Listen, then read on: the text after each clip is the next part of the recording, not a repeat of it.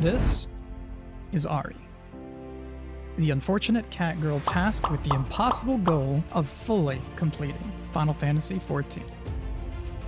Over the next several thousands of hours, I will collect every single achievement, complete every new raid, and min-max every piece of content that the game throws at me. Can I create the strongest account ever?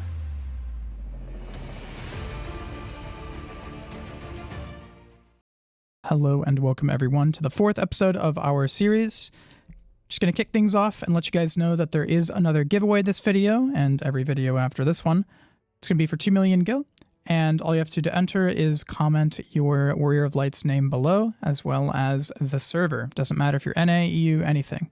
Anyone can win. For last week's winners, that's going to be later on in the video. As for the content this week, we had a really busy week with both stream and just off stream. We had a whole bunch of different things that we wanted to tackle and get working on. But all in all, I'm pretty happy with the progress we've made. So let's get into it. Well, ladies and gentlemen, the time has finally come. Over the course of all of my achievement hunting and playing this game as a hardcore raider, we've toppled every ultimate in the game. We've soloed all the deep dungeons, we've got Luckiest of Ladies, as well as many other fantastic feats. And I figured, why not today? Why not make today the day that we embark on a brand new journey? Something that we've never even thought about doing until today. So, I've brought us to this exact location here. We are in the Azim Steppe, at X27, Y27.5, and we are going to begin our Maelstrom turn-ins. That's it.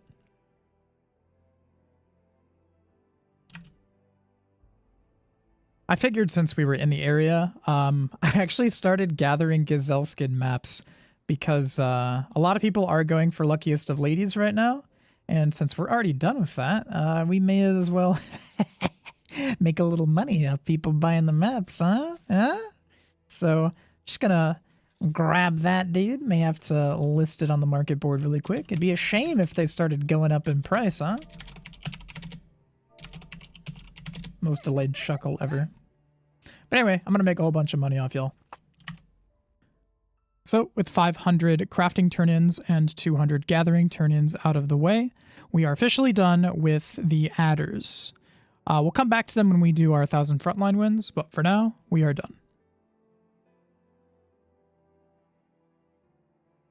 With adders out of the way, we are heading over to Limsa and beginning our tenure as a Maelstrom recruit. Let's get started on ranking this up. Okay, so we just got done making our first round of crafts. Another round of achievements will begin now, starting with the Maelstrom, so let's hand these all in. I've already done a whole bunch of expert deliveries off-stream and on-stream regardless. That's all pretty much done.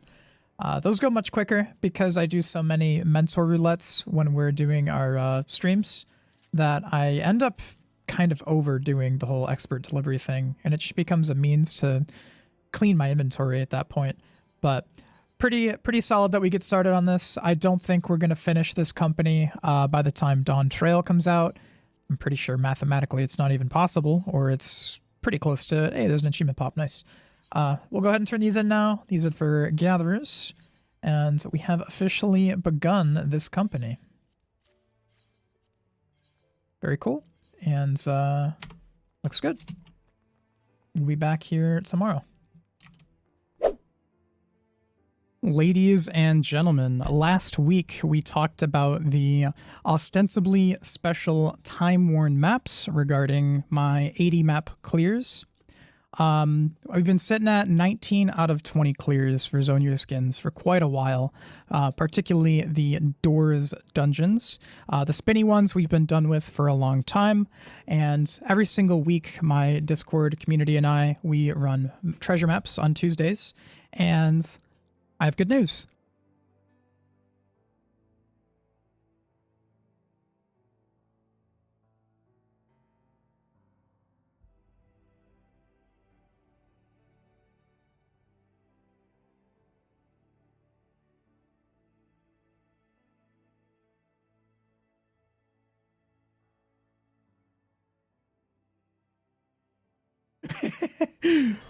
Oh my god! I just got my last clear!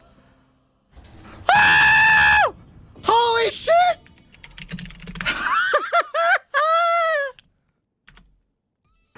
Sorry, I didn't mean to yell, but this is gonna...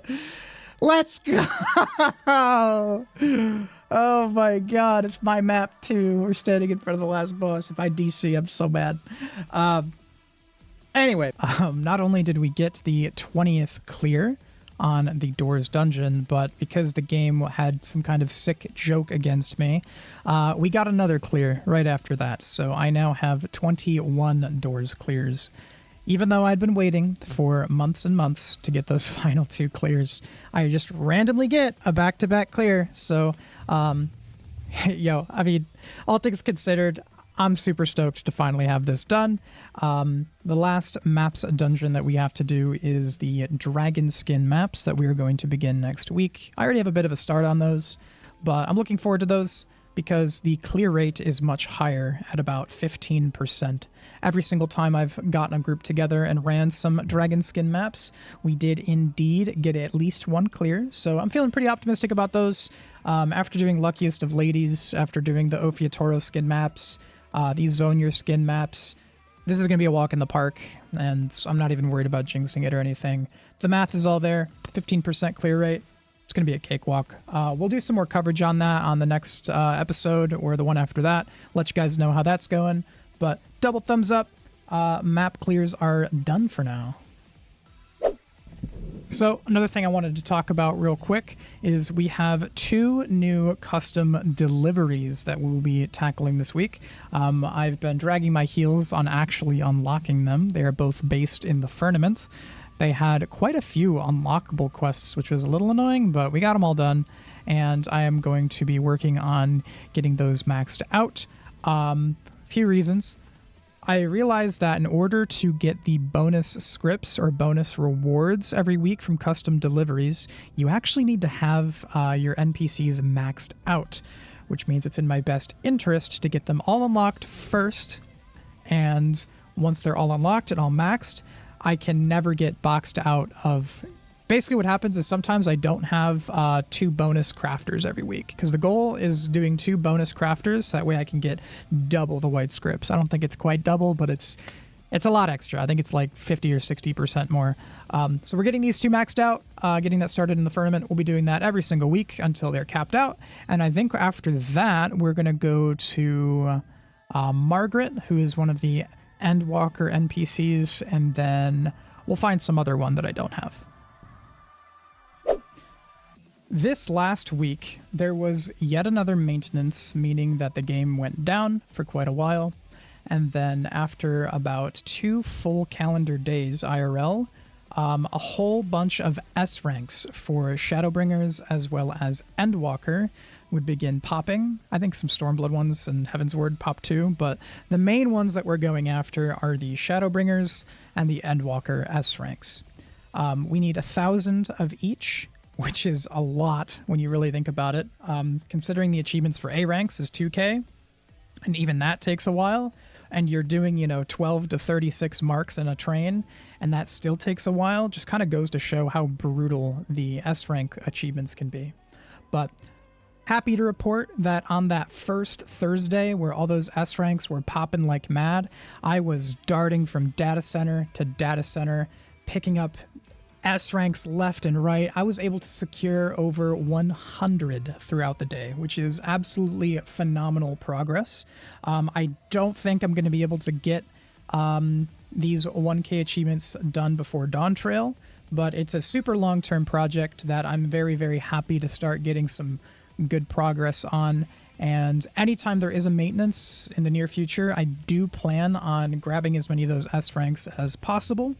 One thing that's pretty crucial about these S ranks is I'm also getting a plethora of tomestones of poetics.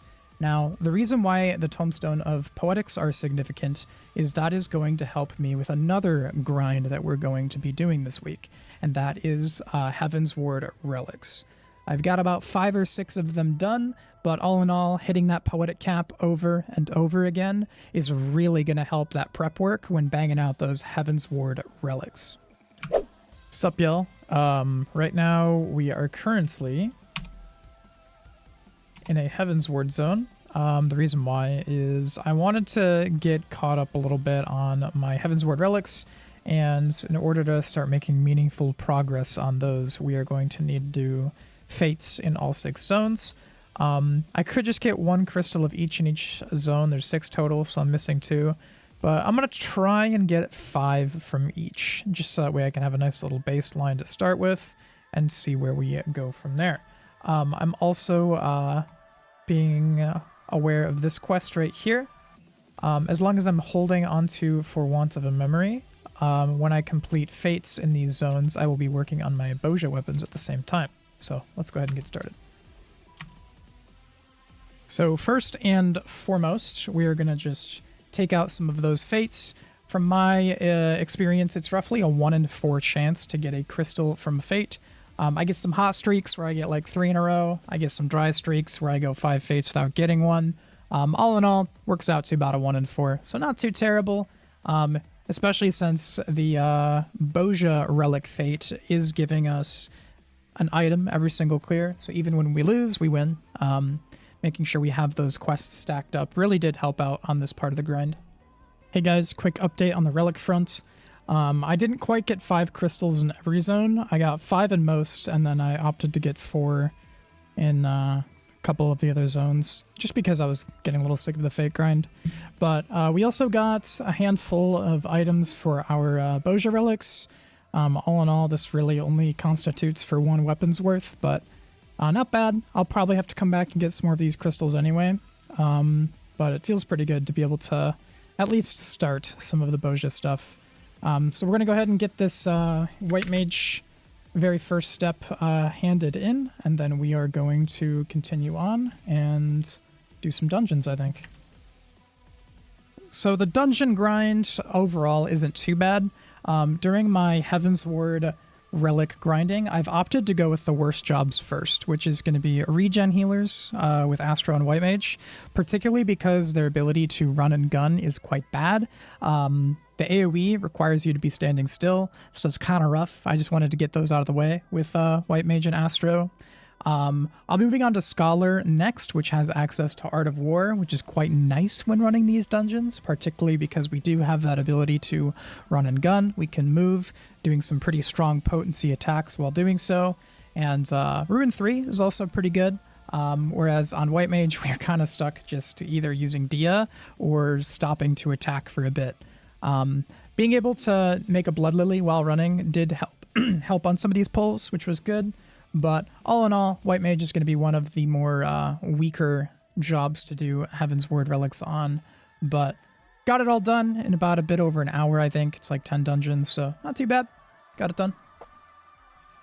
So we had to run roughly 10 dungeons, and as a White Mage, wasn't too bad. We had Dia while we were running. Dia's not very powerful. It has a bit of application damage as well as damage over time, but all in all, we already have Astro done, and I wanted to get all of the rough ones out of the way first.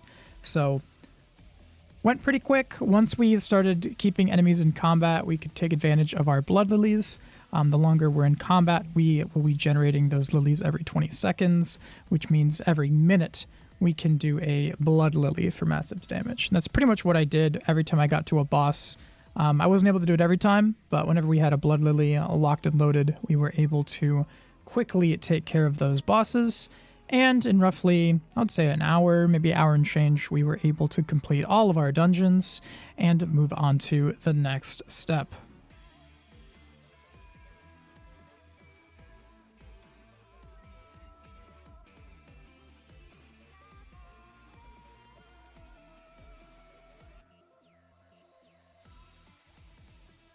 So the stage after dungeons is pretty quick, but the amount of tax that the items take on your inventory is quite large. We need to get 10 of 4 different items. They are called unidentified items, each one costing 150 poetics, and since we need a total of 40 of them, This is going to cost us about 6,000 poetics for all of the items per relic for just this step. So it's 6k poetics, bang, and then we also are going to be purchasing 80,000 company seals worth of items to go along with this too. Luckily, as I've been doing mental roulettes on stream and kind of stocking up on poetic items as well as my seals, I've got a lot of these items saved up in my retainer. So this step, as soon as we get to it, bang, I'm done. I would say I'm pretty good to go on the next like 4 or 5 weapons that I make due to that prep work.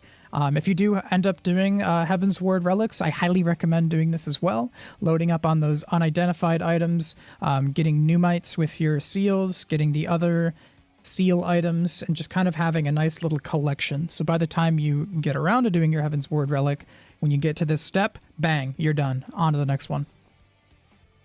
And just like the previous step where we saved up those 6k poetics as well as those seals, we have another very similar step that's super easy. Needs 5 aether oils, I believe they're called, and those are only clocking in at 350 a piece of poetics, and we need 5 of them. So overall, not too cumbersome. Easy to stock up on those as well. About 3 times easier as the last step, only considering poetics, but overall, very fast step complete. One of the more annoying steps when going through your Heaven's Ward relics is the Umbrite as well as Umbral Sand step. Now, Umbrite, the way that I got mine was just hoarding poetics once more and purchasing Umbrites en masse. Basically, if I hit 2k poetics, I'd go over to Idleshire, buy Umbrites, throw them in the retainer for like months. And so now that I'm actually grinding these out, I had like 500 of them or something ready to go. The unfortunate part is when we are doing, we're not just done with Umbrites when doing this step, we have to farm crystal dust. There's quite a few different methods to acquire it, but the way that I found was the most efficient was using white crafter scripts and just converting those. There's really no other method that feels satisfying or easy. So what I've just been doing is knocking out my custom deliveries over time, and then as I get close to those crafter script cap, I just go ahead and dump them on this relic step. And you can also just dump those and put them in your retainer, just like any other step, which is good. So if you've been knocking out your custom deliveries, I recommend starting to sync some of your currencies into this item. So when you reach this step, it's painless. If you hit a wall on this step because you didn't prep, you might be stuck making some collectibles for a while, getting that white script count up, and then completing it. But overall, prep saved me a lot here. My go-to step when tackling the Umbrite and Sand step is to make sure that I'm loading up on Umbrites with Poetics over a long period of time. This step is particularly rough if you haven't prepared in advance, but since I already have a nice little nest egg of Umbrite as well as other materials, we were able to cross that off immediately. And then, unless you do your custom deliveries every week for crafter scripts, you're going to have to go farm white crafter scripts, as that's the only real feasible way to get a good amount of that crystal dust for crafting these relics. But we've been doing our custom deliveries every week, so we didn't get caught too off guard by this section. But if we want to keep grinding out more Heaven's Ward relics, I do think I'm going to have to do some white crafter script farming, which is a bit unfortunate, as on next week's episode, I was hoping that I could bang out all the resplendent tools. We'll see when the time comes. The step after our umbral sand and whatnot is going to be singing clusters. Singing clusters are a bit unique. You can actually prepare them with quests where you talk to these two NPCs over here, and they allow you to do roulettes, like leveling roulettes, that will actually reward you with some singing clusters, no charge. I think you get about 18 of them. Most people that I know actually did opt to do that method, but for me, this is yet another step of your Heaven's Ward relic that you can counter by just hoarding poetics. So, like I said, we did like over 3,000 mental roulettes, and I would say more than half of those I sat at capped poetics, so I really had too many. Come over to Idleshire, You buy singing clusters, you throw them in your retainer, you forget about them. Poetics, just honestly, this relic is just Poetic City, period. There's like 5 different items that you can load up on, so that way when it comes time to actually start banging this out, you just have the item left and right. Grab it, grab it, grab it. And so this has honestly been pretty painless, if I'm being real. But if I had to like actually grind this without having these pre-set up relics, I wouldn't recommend it. I think anyone that does want to go for this or any of these relics, prep in advance, worry about it months down the line. Just load up on that crap.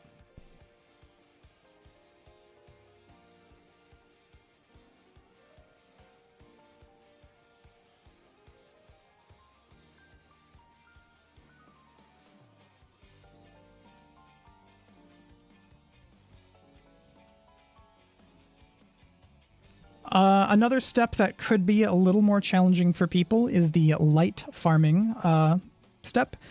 To get light, you have to do any amount of duties, whether it's a dungeon, a raid trial, and the most common method that is the most like time efficient is actually clearing Savage raids, particularly Alexander Savage. You get a lot of light, and it takes anywhere from 20 to 21 clears. And while that sounds like a lot, when you bring a buddy or two and you're all level 90s, you can bang out clears from 30 to 60 seconds. And so you're pretty much in and out in less than an hour. Had some folks from stream and my community gave me a hand, and they were also working on their relics, about 5 of us. We went in, took out Alexander Savage about 20, 21 times, make sure everyone had their light, and we were in and out, baby. That wasn't hard at all. Even I believe free-to-play players can do this strat too. You just need some buddies to help you out. Should be fairly easy to solo as long as you have some level 90s in there. But all in all, pretty chill step. Got that done, and we are almost finished. Okay, ladies and gentlemen, we are officially done with our White Mage Relic. This is going to give us another 20 achievement points. But there is one special thing that I always do with my Heaven's Ward relics. We open our inventory, we take a look at it, see what kind of glamour we have. I actually like the White Mage one, it's not too bad. I prefer the Eureka one that we made, but once we've taken a quick little look at it, it is time for this weapon to go. So we go back into our inventory and we promptly delete it immediately. Now, you're probably wondering, whoa, why did you delete it? There's really no good way to store relics, so my go-to is to delete them, and if I ever want to get it back, I can go over to the restoration node and grab a replica. You can put these replicas within your glamour dressers, your glamour plates, and all that good stuff. So if I want it back, I know where to get it, but in the meantime, I put a priority on my inventory space.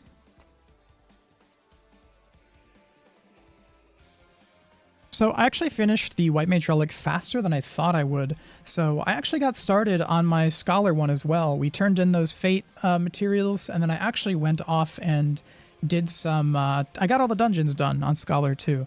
I don't think I recorded many of them, but I figured I'd get started on it, and I might whip up another weapon next week. I don't think we'll spend nearly as much time covering it, but I'll keep you guys updated on the achievement score that we get from that, as I plan on slowly completing all of those Heaven's Ward relics. Hopefully before Dawn Trail, want to get them all done, but we'll see. Doman Enclave restoration is something that's a little new to me, and I'll admit I don't fully comprehend the entire process yet. I haven't really wikied it a whole bunch, and mostly when I tackle something new or a new project, I usually do some thorough research and figure out what exactly is going on. But from what I can tell, there is a time gate associated with it where I'm visiting the Doman Enclave, I am making donations to a box, and then, you know, after a week or two, I will notice that there's different little mini quests that pop up as the Doman Enclave is expanding. It's been giving me achievements. It's also, you know, some of these areas look pretty cool, and I actually plan on using them a bit more for my little, the little talkies section where, you know, and the cat girl's talking. So really pretty area. I'm actually happy that I'm doing this and getting this done. I think we still have quite a few weeks left, but I have to say, this place is a vibe, and I'm looking forward to finishing it out.